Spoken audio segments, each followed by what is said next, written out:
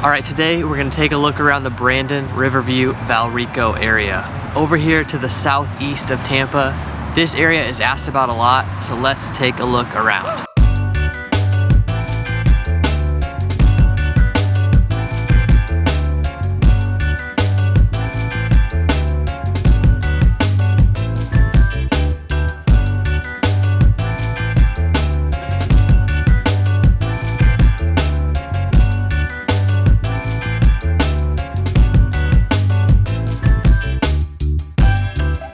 I'm Sam and welcome to the Living in Tampa Florida channel, where every single week we release videos about what it's like to live, work, and play and move to the Tampa Florida area. If that's something you want to follow along with, make sure you subscribe, hit that little bell so you get a notification when our new videos come out. Also, I am a licensed realtor in the state of Florida. If you have any real estate specific questions, I'm always here to answer and help. My number and email are right there on the screen. Also, down in the video description, there is a link to my calendar if you want to just schedule a 30-minute meeting, either on the phone or on Zoom. That's always super easy as well. I get phone calls, emails, texts from people every single day now, and people are often asking about this area, this Brandon area.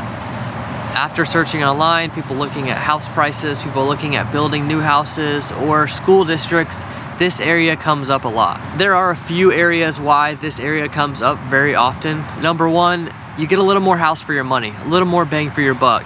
So that 4-bedroom, 3-bath house with a pool, you can get that for quite a bit less in this area compared to some other surrounding Tampa areas. So that house, that 4-3 with a pool in this area, you're looking right around $400,000. Another reason that people are interested in the Brandon and Riverview area is because it's not a bad commute to Tampa. And it's really kind of those two things, that mixture of bang for your buck and the commute is not too bad, that make people interested in this area. This is a very interesting area. It's very suburban here on the west side of the area. Looking at the map, kind of as along the water, kind of by I-75, it's actually very suburban. It feels like a pretty normal city. Brandon has about 115,000 people and Riverview has about 95,000. So combined, there's about 200,000 people in this area, and that's actually pretty common in Tampa.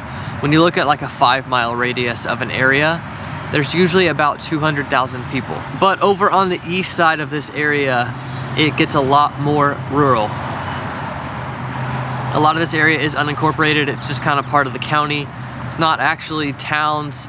It's not governed the same kind of way, which makes it kind of interesting. You might want to research kind of how that works and how that will affect your utilities or city laws or things like that, because it does affect those kind of things differently. Because I don't live in an unincorporated area, I don't exactly know how that will affect you, but that's something that you should research. And if we find a house for you in that area, that's something that we would really dive into and try to understand how it would affect you. There's fighter jets going by right now. Let's see if we can see them.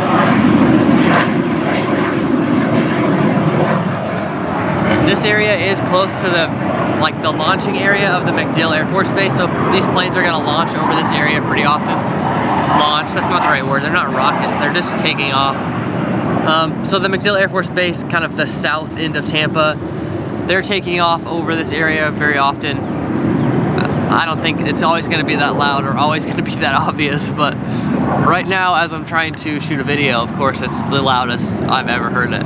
In the Brandon area, you have a lot of new construction going on. So if you want to partner with a builder and get a new house built and kind of have some input on some features, this is a good area to do that. A lot of the other houses in the area are like 70s ranches, and then there's some other big neighborhoods that were built kind of between 2000 and 2008. You see those kind of time periods very common, very often in the Tampa area, where it's like 50s to 70s, and then 2000 to 2008, and then brand new. Those are kind of your sections of houses you can find, and even that 2000 to 2008 range, that might go a little older, 1990 to 2008. For instance, we're under contract with a client right now on a house that was built in 1996.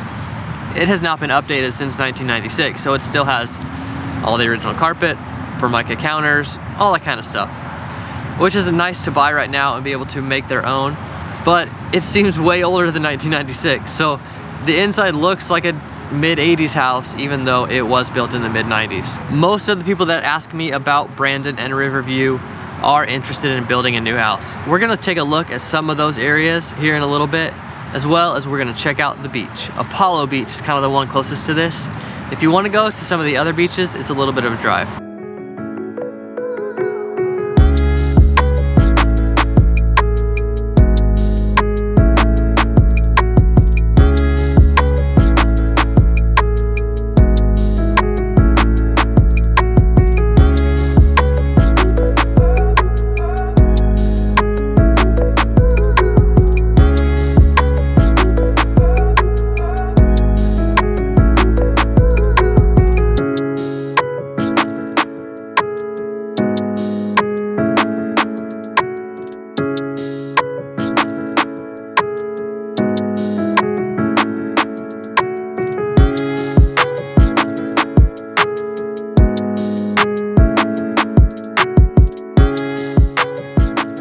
All right, so now I'm down here at the Apollo Beach Park area.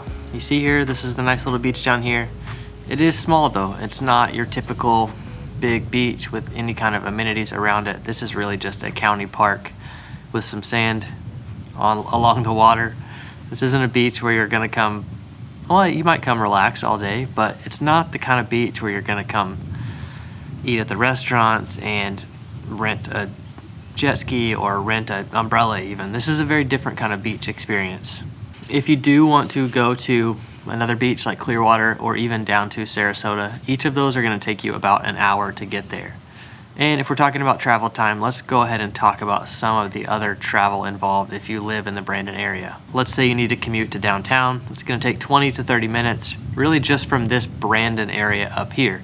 If you live down further in Riverview or even Apollo Beach, it's gonna just add time to that.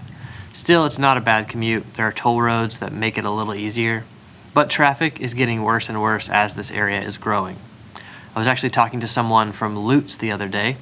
They've lived in their house in Lutz for 22 years, and he was talking about how much the Lutz area is growing. And he made the statement that traffic is getting as bad as Brandon. So people in the area do think of Brandon as having pretty bad traffic, and it does get pretty congested along I-75. Still, Brandon has a bunch of things that are very accessible. It has kind of your typical Costco and grocery stores. Publix is kind of the big grocery chain down here. It has all those amenities, very accessible, with all kinds of shopping and things available. Since the area to the east of here is so rural, there's also a lot of parks out there and a lot of trails, a lot of outdoor things that you can do. If you're needing to travel a lot for work, the drive to the airport is not too bad, but it's about 40 to 50 minutes. It's mostly highway. It'll get congested at times, but it's not a lot of small roads. It's pretty much straightforward, straight to the airport. The commute to Disney, let's not call it a commute because you're probably not working at Disney. The drive to Disney, if you do want that accessible, it's a lot more accessible in this area than in some of the other areas to the west of here. It's about an hour and a half to the Disney area from this Brandon Riverview area. The Brandon area doesn't have a typical downtown that you would expect in most towns of this size. The center is kind of wherever you think of it. It could be the mall, it could be the water. And since the area is pretty open, there is potential to develop new things, even like sports complexes and things like that. The schools in the area are a little hit or miss, with one district kind of standing out. One of the Valrico school districts is well known, and you'll come across that in your research. This specific Valrico district is one of the higher ranked school districts in the area. Again, my daughter's only 3, so I'm not thinking about schools so much. So I'm really trying to see what everyone else says and then relay that information to you. If you want to move down to this area and rent, there are rentals available as well, but they're not as available as some other Tampa areas because homeownership is very high down here. There are a lot of these newer apartment buildings being built right along I-75, and some of these are really nice. So how do you know if the Brandon area is right for you? It is one of the most recommended areas by me, and let me tell you the scenario in which I recommend it. So someone is saying, hey, we don't want to be too far from downtown, which is 20-30 minutes from here. We want a newer house. We want 4 bedrooms. We have $400,000 to spend, and we want kind of a suburban feel. If those are your criteria, then this area could be really nice. If you want to be really close to a big beach, or if you want, what else?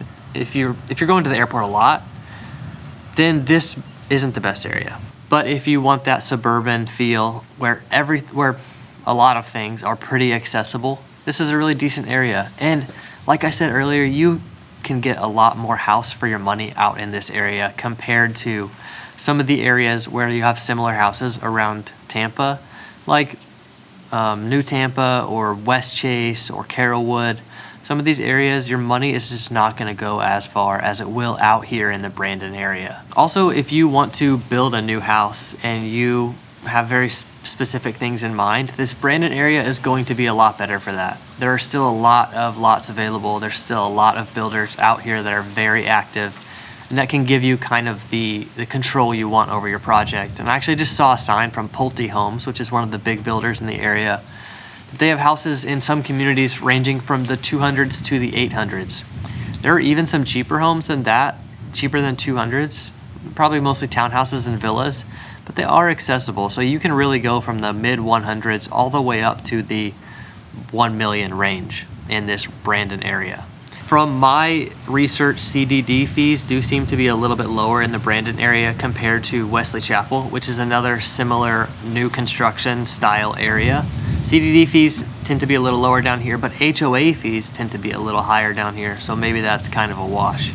And your HOA fees could go up year over year, where your CDD fees are going to be very consistent. All right, so I'm heading back to my office from the Brandon area, and I just wanted to mention a couple things about the Brandon area that did surprise me. One, the beach is not very nice. Like, if you want to be close to the beach, like, this is not the area. I mean, the beach still isn't that far, an hour away. I mean, you might live a few days drive away right now. So if the beach isn't that important and you're willing to kind of make a big outing of it, that's okay. But on the positive side, Brandon's a pretty cool area. I mean, there's a lot of new development, a lot of new kind of shopping, new homes, but there's also some places with character, and there is kind of an older district of the area. There's still no like downtown in that area with like cool restaurants and stuff like that, which that might be developed over time. Of course, it wouldn't be an old downtown, but maybe they'll kind of go for that vibe in some area. And there is, 115,000 people in Brandon, so it's not a tiny town. And if you look at the surrounding area, it's even bigger than that. So Brandon's pretty cool. That's kind of my big takeaway. But it has to be right for you. I mean, if you want to live kind of a life in this town, and maybe you're just going to Tampa to work 5 days a week, then that might be really nice. Again, I'm Sam. I hope you found this information useful. If you did, please consider liking this video. And if you have any questions, please don't hesitate to reach out. My number and email are right there on the screen. I hope you found this information useful. I get asked a lot about this Brandon area. I hope that I was able to kind of give you a look and feel of what it's like in the area and give you an idea of whether or not it's right for you. Again, don't forget to subscribe. Don't forget to hit the little bell so you don't miss any videos, and don't hesitate to reach out anytime. My number and email are right there on the screen. And again, my calendar link is down in the description if you want to just schedule a Zoom call or a phone call. I will see you soon.